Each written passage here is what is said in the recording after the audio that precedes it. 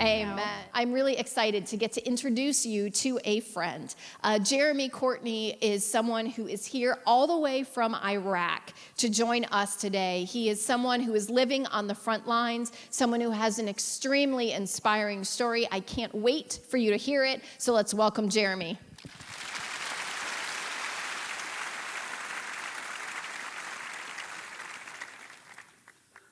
Well, Jeremy, we are so glad that you're here with us today, and I cannot wait for the congregation to get to hear more about you and about your family. Start off by telling us, how in the world did you end up in Iraq? Morning of September 11th, 2001, like many of us in this room, I woke up to the news that America was under attack, and I don't remember talking about Islam or terrorism on September 10th. In the last 16 some years since then, it doesn't seem like we've stopped talking about Islam and terrorism and what that means for us and how we're going to engage and relate to Muslims around the world. And at that day, the fork in the road of September 11th, I stood with two options in front of us. Our family had two options in front of us, and I think a lot of you felt the same way. We could recoil into ourselves and into fear and get our fists up and take a very aggressive or defensive approach to what was happening to us. Or we could try, in the face of that fear, to try and follow Jesus and take Jesus seriously and see if there was a different way to live. And so, surrounded by people who were saying things like bomb Afghanistan back to the Stone Age and turn Iraq into a parking lot, we instead gathered that night to pray for Osama bin Laden.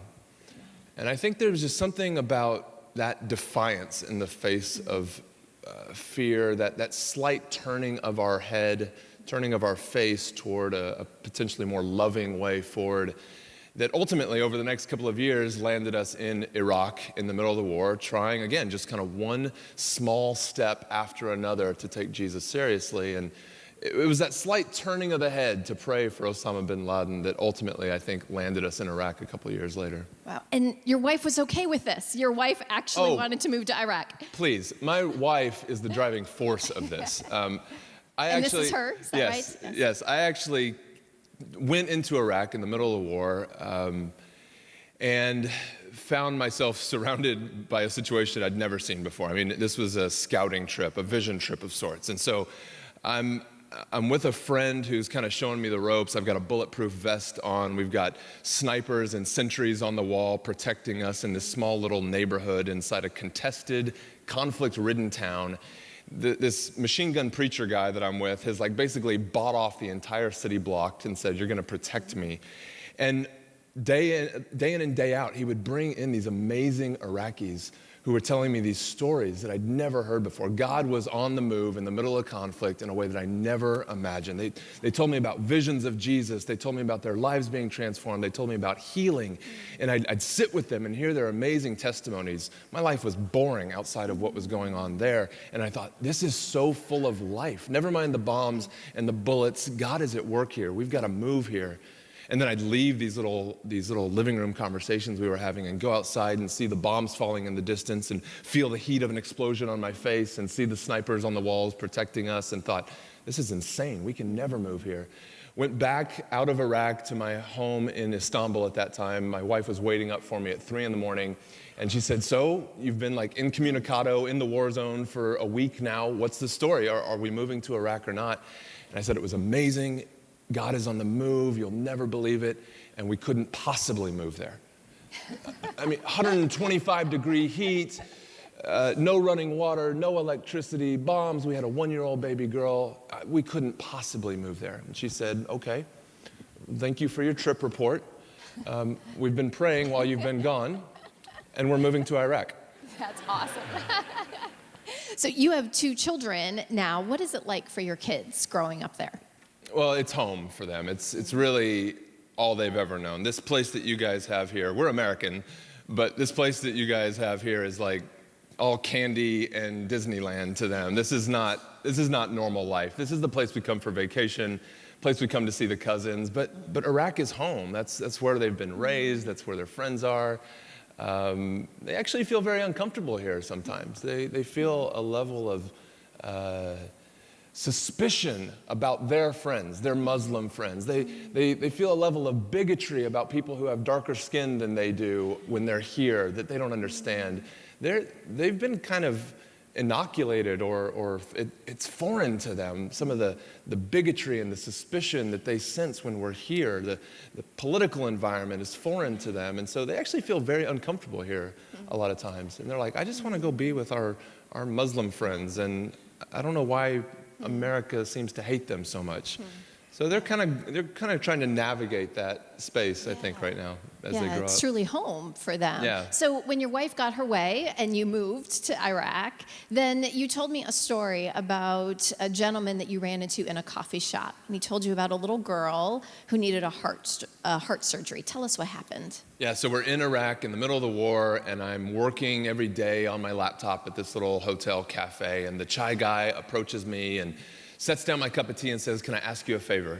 I said, "Sure." He said, "Well, you've been coming here for a while now, and I just wanted to let you know that my cousin has a little girl. She's about yay big now, but when she was born with this huge hole in her heart. And after all these decades of war with Iran and Saddam's dictatorship and UN sanctions against our country and Al-Qaeda targeting our doctors and nurses, there's not anyone left in Iraq who can save her life. You're an American. You clearly came here to help us. We've talked about your faith. I'm just wondering, would you help like our family, not just the Iraqi people or not just war, but help us?" So we threw in with that family to the best of our ability and tried to see what we could do to help this one little girl. Cousin Dad comes to the hotel a couple days later, and when he rounds the corner into the cafe, he's got his little girl at his side. And before they make it to my table where I'm working, I'm a goner, looking at her big brown eyes coming at me. There's no way out, I'm cornered. And they sit down, and she starts coloring on a napkin, and we try to kind of negotiate what's going on. And this medical report says hole in heart. I'm not a doctor. I don't know anything about how to help this girl, but that seemed relatively simple. If you have a hole, it needs to be patched up, I guess. And so we kind of set out very trepidatiously to see what we could do to help this one family. And we must have injected some hope into the community, because I think Cousin Dad turned around and told the pediatrician's office, there's a bald American who's listening.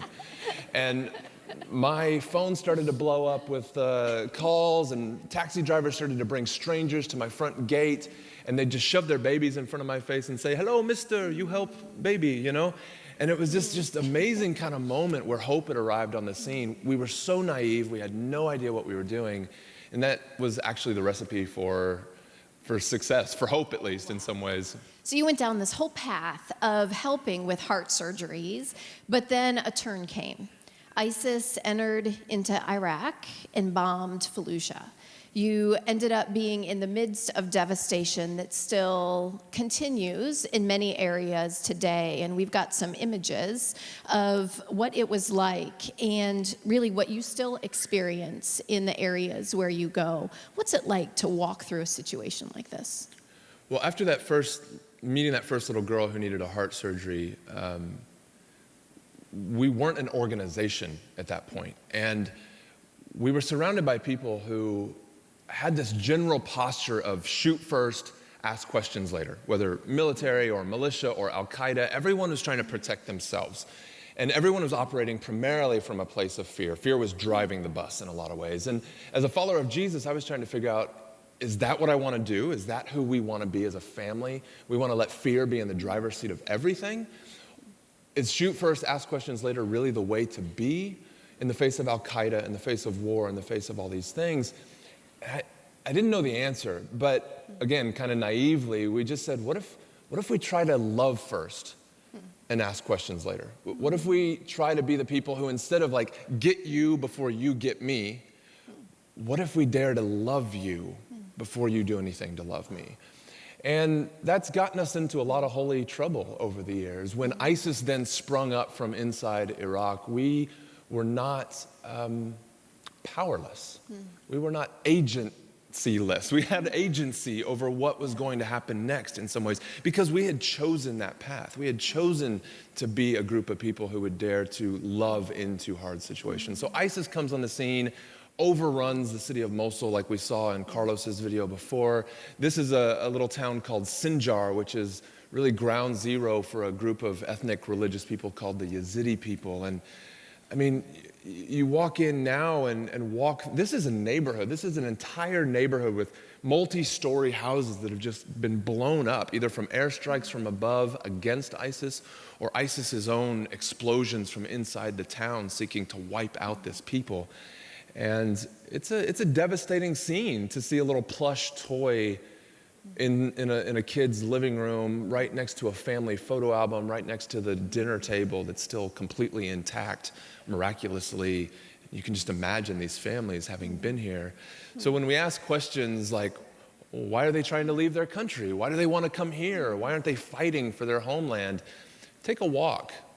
Take a walk through their neighborhood. Take a walk through their living room. And it starts to become a little more understandable. Wow.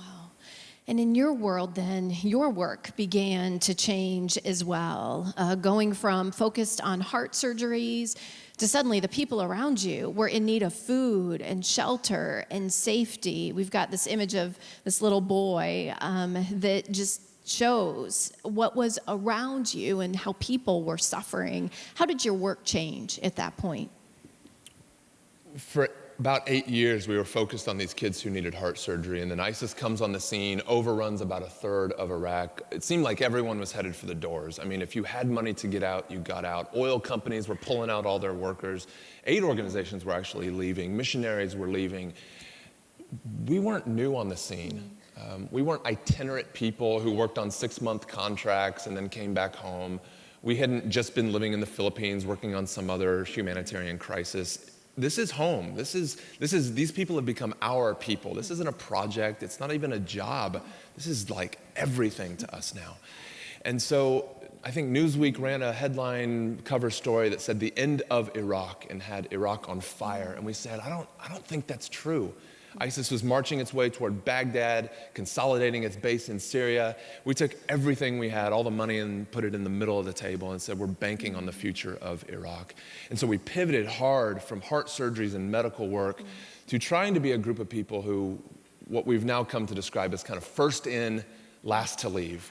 Hey, in our remaining moments together, I want to share with you a passage of scripture that spoke to me a number of years ago, kind of on the concept of compassion, what it means to be someone who is compassionate, and how we can engage here, where we live today and in this week. But I want to take you back to the Old Testament, where there was this king by the name of David, the most influential king in the Old Testament. There was this season, though, where he was betrayed by a family member, by his son. And this son decided one day to go stand outside the city gates and begin to kind of steal the hearts of the Hebrew people. And he did. He didn't just steal the hearts of the people, he actually took David's closest strategic advisor. And one day, this son said, I'm going to take the throne from my father, which forced the king to leave his palace and run for his life. Some of the men of Israel, his soldiers, had his back and went with him, but most of them saw, that his son now had all the power. And they left David. They abandoned David. They forsook him and took off. And so David's running for his life. And you think it might be easy for a king to leave, but let me tell you, people, if you read through 2 Samuel, people were picking up dirt. They were like throwing stones. They were yelling obscenities at David. And David was weary. He was exhausted. Physically exhausted, mentally exhausted, emotionally exhausted, spiritually exhausted. And every moment that he came just to take a breath and begin to exhale, maybe get his thoughts together, the sounds of his son and the soldiers started to come. And so he had to get back and keep on running. Friends, let me tell you that there are 65.3 million people on the run today. This is the greatest humanitarian crisis of our day. And they are exhausted, emotionally, physically, mentally, spiritually running. 34,000 people each day are having to flee their homes, flee their cities because of some form of conflict or persecution, running. 1 out of every 113 people in our world is a refugee. If you think 34,000 every day, that means one person every 2.5 seconds is a refugee. And you might have seen images like this, thousands of people, exhausted, traumatic, running, hoping, not sure where their next meal would come from. And they're just running from place to place. Some people who actually have money can actually pay $3,000 to get on a boat. But these people overcrowd the boats. If you look like a little picture like this, and many of these boats are just capsizing, and then they're just trying to swim. And what's amazing to me is they get to the other side, and they've got nothing. Nothing. They don't know what is next. They don't know who's going to show up for them. And this is exactly what David is experiencing. His son and the men of Israel, they are chasing after David, and they find themselves in this little city. They're out in the wilderness. It's dark, it's scary, it's unknown, and they are exhausted. But something happens. The scriptures tell us that 3 guys show up. Now, these 3 guys' names, the first guy's name is Shobi. The second guy's name is Maker. And the third guy's name is Barzillai. Such great names. Now, these 3, I need you to understand this, they are not Israelites. They're not Hebrew people. They're foreigners. They each come from a different city in a different land. They are strangers, and there's no reason why they should be helping out David. When you just read it in the text, you're wondering, why? Why would they help David? Because they can understand that David's son has all the power. David's son is about to steal the kingdom from David. So they're not actually kind of helping to think that David's going to have some opportunity to come back. But there's some kind of growing compassion that stirs within these 3. And in 2 Samuel chapter 17, verse 28, look what the scriptures say, that these 3, they brought bedding and bowls and articles of pottery. They also brought wheat and barley, flour and roasted grain, beans and lentils, honey and curds, sheep and cheese from cow's milk for David and his people to eat. For they said, the people have become exhausted and hungry and thirsty in the wilderness. These 3 saw that, man, David and his men, they're just exhausted. They're hungry. They're thirsty. They're in the wilderness. They're in the season of unknown. We have to show up for them. My question for you is, who are you showing up for? Are there people in your life who are deeply exhausted, who feel as if they are in the wilderness of their own life? And are you showing up for them? These 3, they believe completely radically different views on God than David did, and they still showed up. They still showed up. I started to think about all the stuff that these 3 brought. So I went to the Jewel Osco locally, and I started to just take my Bible and start to think through, okay,